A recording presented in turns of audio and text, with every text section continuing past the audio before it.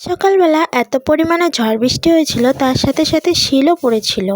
আমাদের মতো গ্রামের বাড়িতে ঝড় বৃষ্টি হলে এ ঘর থেকে ও ঘর যাওয়া খুব মুশকিল হয়ে যায়। সবাই এক ঘরেই থাকি। বারান্দা থেকে ভিডিওটা করছি।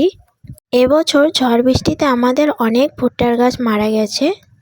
হ্যালো বন্ধুরা, তোমরা সকলে কেমন আছো? আশা করি অনেক ভালো আছো, আর আমিও অনেক ভালো আছি।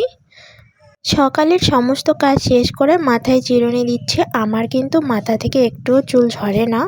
তোমরা সেটা দেখে বুঝতে পারছো আমি বেশি কিছু ইউজ করি না, শুধু শ্যাম্পু আর নারকেল তেল ইউজ করি। তারপর মিশো থেকে একটা পার্সেল চলে এসছে। তো সেই পার্সেলে আছে একটা বেলুন প্যান।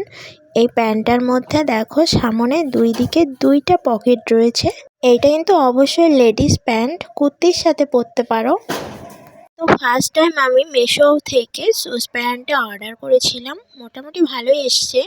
এবছর ভুট্টার পরিমাণ বেশি হওয়াতে অনেকেই বলছে ছাওয়া ধরা বেরিয়েছে, অনেকের মুখেই শোনা যাচ্ছে। তোমরা কি কেউ শুনেছো? আর আমাদের বাড়ির আশেপাশে এবছর প্রায় 200 বিঘে ভুট্টা আমদানি হয়েছে। আমাদের বাইরে বাড়িতে ভুট্টা বাড়ি থেকে এ মাথা থেকে ও মাথা দেখা যাচ্ছে না। শিয়ালদেরও খুবই অত্যাচার হয়েছে।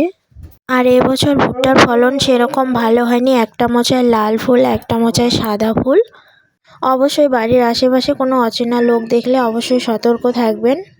আমাকে এই শাড়িটা পরে কেমন লাগছে অবশ্যই কমেন্টে জানাও। মিশো থেকে অর্ডার দাও। আর ব্লাউজটা আমি নিজে হাতে বানিয়েছি, আর আমার ছেলে এখন দর্জি হয়ে গেছে, মেশিন ঠিক করে দিচ্ছে আমার।